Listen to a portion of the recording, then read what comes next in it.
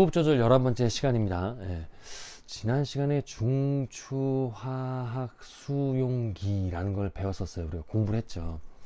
중추화학 수용기를 직접 자극하는 건 PCO2는 아니에요. 그러니까 체내 동맥에 있는 이산화탄소가 직접 중추화학 수용기를 자극하지 않지만 PCO2의 정보가 굉장히 중요하죠.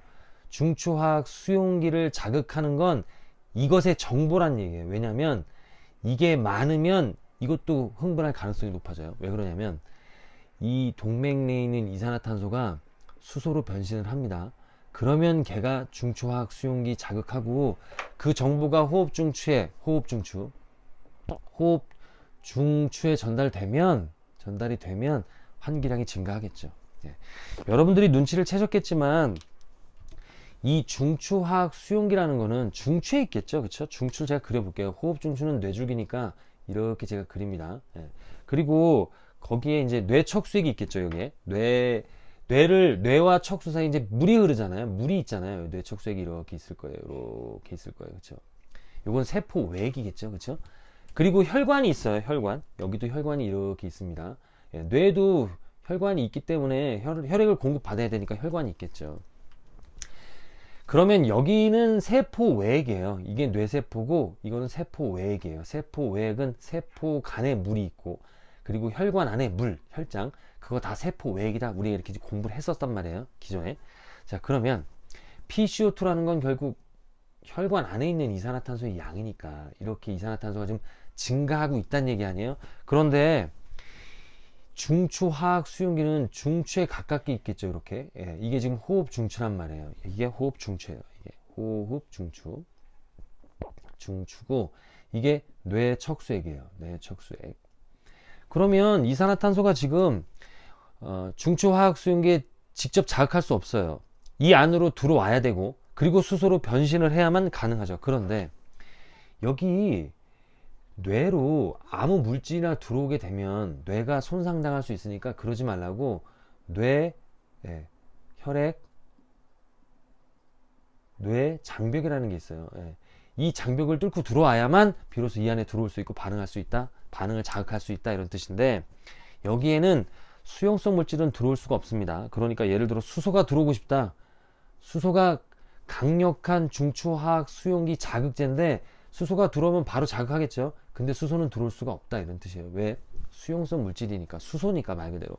근데 이산화탄소는 이 안으로 쑥 들어옵니다. 그런데 중추화학 수용기를 직접 자극할 수는 없죠. 수소만 가능하니까. 이산화탄소도 자극을 하긴 하는데 그건 아주 미량이에요. 아주 그냥 무시해도 될 정도란 말이에요. 그러면 얘가 수소로 변신한다고 제가 말씀드렸는데 어떤 식으로 변신하냐면 뇌척수액이니까 물이 있을 거 아니에요.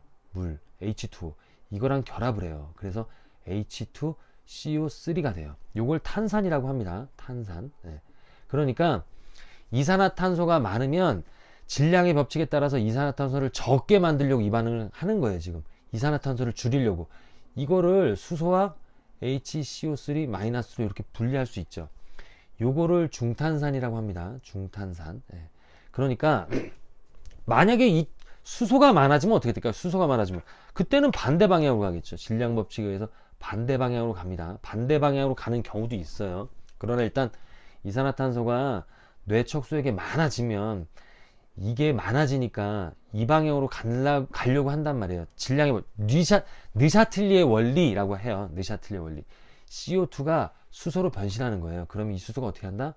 중추화학 수용기에 자극한다. 그러면 중추화학 수용기가 그 정보를 호흡 중추에게 전달하고 얘가 반응해서 환기를 증가시킨다. 이런 얘기를 제가 하는 거예요. 그러니까 정리를 하면 11번째 시간까지 와서 이제 우리가 호흡 조절에 대해서 공부를 하고 있는데 정리를 하면 뭐냐면 이게 다 ECF예요. ECF. 익스트라 셀룰러 플루이드. 세포 외액이죠. 세포 외액. 그러니까 중요한 건 세포 외액의 수소가 결국에는 안정시에 호흡을 좀 조절한다 이렇게 볼 수 있어요. 운동할 때도 마찬가지입니다. 운동할 때도 세포 외액의 수소가 결국에는 우리의 호흡을 조절한다 라고 여러분들은 공부하시면 될 것 같습니다. 저는 항상 여러분들 편입니다.